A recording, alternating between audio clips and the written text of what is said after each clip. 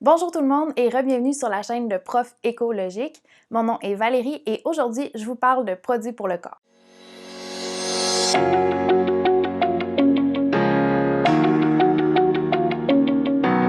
Donc oui, aujourd'hui, je vous parle de produits pour le corps pour faire un peu de changement parce que je vous ai beaucoup parlé de nourriture ces derniers temps et c'est pas la seule chose qu'on peut faire pour aider la planète. Donc aujourd'hui, je change de sujet et je m'en vais vers les produits pour le corps. Plus précisément, je vais parler des savons et des crèmes hydratantes. Avant, je dois vous faire un avertissement important. Comme vous le savez, je suis enseignante. Ça veut dire que je n'ai pas d'études en dermatologie et que je ne suis pas une dermatologue professionnelle. J'ai-tu l'air de Laurent Duvernay-Tardif? Oui. Je dois vous dire, c'est que je vais faire de mon mieux pour vous donner des conseils qui sont basés sur la science, mais je ne suis pas une professionnelle, puis c'est important de garder ça en tête. Ok, donc je vais commencer tout de suite par les savons. Et la première chose que je vous dirais si vous cherchez à être un petit peu plus respectueux de l'environnement avec les savons, ce serait d'arrêter d'acheter des bouteilles de gel douche. Pourquoi? Bien, deux raisons. Chaque fois que vous achetez une bouteille de gel douche, bien, vous consommez du plastique, une nouvelle bouteille de plastique. Et la deuxième raison, c'est que les produits liquides sont moins concentrés et sont forcément dilués avec de l'eau. Donc, vous payez en partie pour de l'eau. Alors que si vous achetez un savon en barre, bien là, à ce moment-là, vous payez seulement pour le produit et vous le diluez vous-même dans la douche par après. Donc, c'est vraiment une option qui est plus intéressante pour l'environnement. Ensuite de ça, si vous achetez déjà des savons en barre, par exemple, vous achetez les barres de savon Dove ou quelque chose comme ça, la prochaine chose que je vous conseillerais de faire, c'est de vous mettre à regarder pour des savons artisanaux qui sont faits ici au Québec. Ça permet d'encourager les artisans d'ici puis l'économie aussi du Québec, donc c'est toujours bon. Puis en même temps, bien, vos savons voyagent moins loin, donc moins de transport, moins d'émissions de gaz dans le transport. Personnellement, ma boutique préférée de savon, c'est vraiment le Quai des Bulles, mais il y a toutes sortes de boutiques de savon. Vous pouvez aller sur le site web Etsy et vous allez sûrement trouver plein d'artisans qui fabriquent leurs propres savons et vous allez finir par trouver une marque qui vous convient. Je vais vous parler un petit peu des savons Le Quai des Bulles, comme c'est vraiment ma marque chouchou. Donc, Le Quai des Bulles, ils ont 4 commerces. Ils en ont un à Kamouraska, un à Baie-Saint-Paul, un à Saint-Jean-Port-Joli et l'autre à Carleton en Gaspésie.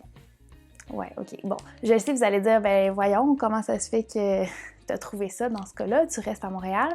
Bien, en fait, moi, je vais en vacances en Gaspésie chaque année parce que j'ai de la famille là-bas et ça m'a permis de découvrir la succursale de Carleton de la savonnerie Le Quai des Bulles. Et chaque année, je fais une provision pour l'année de ces savons-là. Mais ne vous inquiétez pas, il est possible de les commander en ligne aussi sur leur site web que je vais mettre dans la description du vidéo. Il y a aussi beaucoup de revendeurs.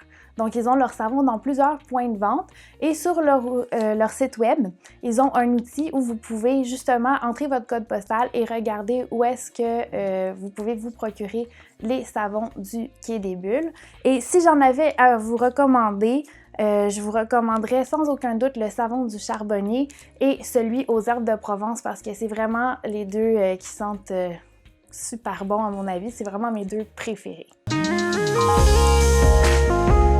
Ensuite de ça, je voulais vous parler un peu des options pour appliquer le savon sur le corps. Donc c'est sûr qu'il y a toujours l'option numéro 1, prendre le savon, retirer l'emballage et le frotter directement sur le corps. Ça a le mérite d'être simple et efficace, mais c'est peut-être une méthode qui vous fait gaspiller un peu de savon parce que ça fond rapidement sous la douche avec l'eau. Et aussi, si vous partagez le savon avec d'autres membres de votre famille, mais c'est peut-être pas l'idéal en termes d'hygiène. Option numéro 2, j'ai nommé la loofah en plastique. Ça, c'était vraiment mon option préférée avant mon virage vert. J'aimais le fait que ça faisait vraiment bien mousser le savon, puis j'avais l'impression que ça me nettoyait mieux. C'était probablement juste dans ma tête, mais bon. Par contre, en m'informant un peu, j'ai appris que la loofah en plastique, c'est pas la meilleure option parce que ben, le tissu en filet ici retient les cellules de peau morte. Et si on le laisse sécher dans la douche sur un petit crochet dans un milieu humide, ça crée des bactéries à l'intérieur et c'est pas très hygiénique de se nettoyer avec quelque chose qui est un nid à bactéries. En plus de ça, la débarbouillette en plastique, comme ça, la petite loofah en plastique, souvent avec le temps, elle va comme s'éventrer, elle va comme se lousser, si je peux dire, puis il va falloir la changer. Donc, il faut la changer soit parce qu'elle brise ou soit parce qu'elle est rendue un nid à bactéries. Donc, c'est vraiment pas l'idéal. Donc, je vous dirais, si vous avez une loofah comme ça à la maison, assurez-vous de la faire sécher dans un endroit sec, peut-être à l'extérieur de votre salle de bain.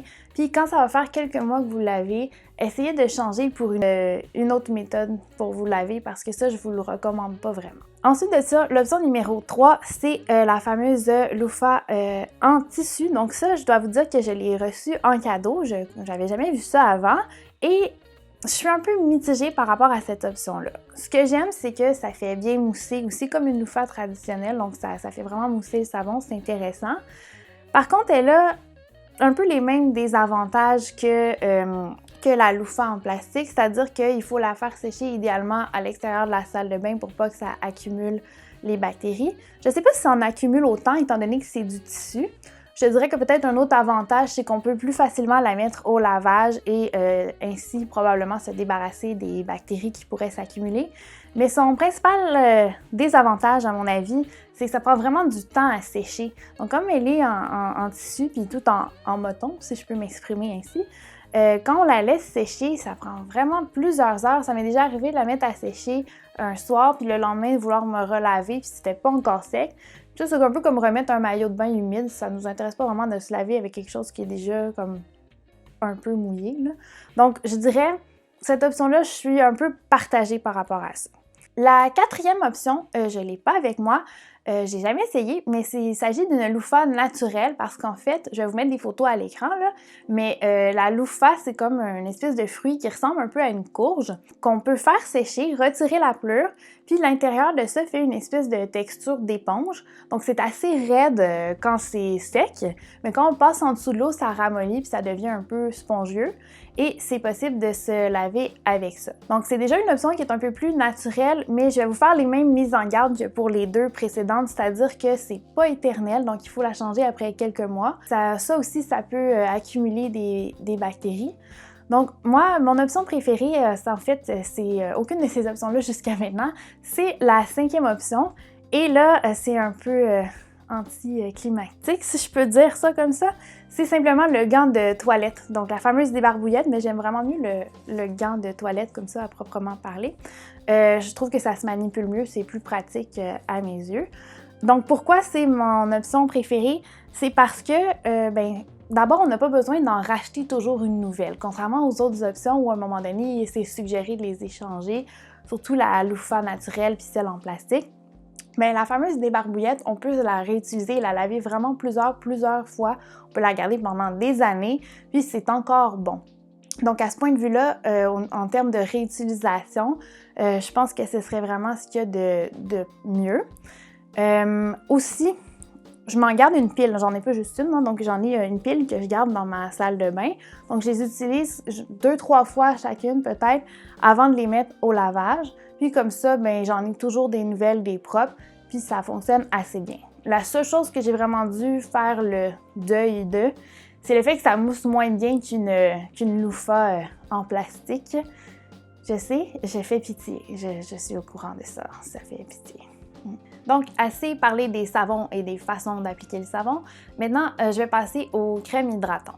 Donc, je ne sais pas si vous le saviez, probablement, c'est important d'hydrater votre peau, surtout l'hiver. Le meilleur moment pour s'hydrater, c'est souvent en sortant de la douche parce que ça permet de garder l'humidité sur notre peau et de vraiment bien l'hydrater. Par contre, comble de malheur, les crèmes hydratantes viennent presque toujours dans des contenants de plastique. Que faire? Donc ici, c'est le moment de vous faire un deuxième avertissement avant de vous dire quoi faire. Donc ici, je pourrais vous dire d'aller vous faire une crème hydratante maison, un fameux do-it-yourself, un DIY, mais vous allez vraiment voir très peu de ça sur ma chaîne parce que je vais essayer de déconstruire un peu l'idée que parce que c'est naturel, c'est forcément bon pour ta peau ou pour toi en général. C'est un peu comme les champignons forestiers. Il y en a qui sont comestibles, il y en a d'autres qui peuvent te tuer, mais pourtant les deux sont naturels. Donc, moi, comme je suis pas une professionnelle de la santé, je me vois mal vous recommander des choses à appliquer sur votre peau. Je préfère vous conseiller des compagnies éco-responsables faites ici, donc qui ont été prouvées, qui ont testé leurs choses en laboratoire, versus quelque chose de fait maison. tout comme je vous conseillerais pas vraiment non plus des sortes de champignons forestiers. Donc une fois cet avertissement passé, ce que je peux vraiment vous conseiller, c'est la marque québécoise qui s'appelle Oneka. Oneka, ils font des shampoings, des revitalisants et aussi des crèmes pour le corps. Donc c'est vraiment possible de se procurer ce produit-là dans plusieurs points de vente. Par exemple, aux locaux, ils en vendent. Et plus intéressant que ça aussi, ils ont plusieurs points de remplissage.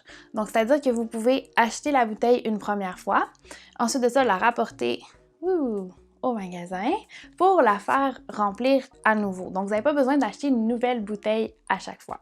Sur leur site internet que je vais mettre dans la description, ils ont un outil qui vous permet d'identifier les points de vente et aussi les points de remplissage. Donc, ce serait vraiment mon premier choix, mon premier conseil, c'est pour la compagnie Oneka. La deuxième chose que je pourrais vous conseiller, si les produits Oneka vous intéressent plus ou moins ou si vous les avez essayés puis vous ne tripez pas, donc j'aime toujours proposer plus qu'une option.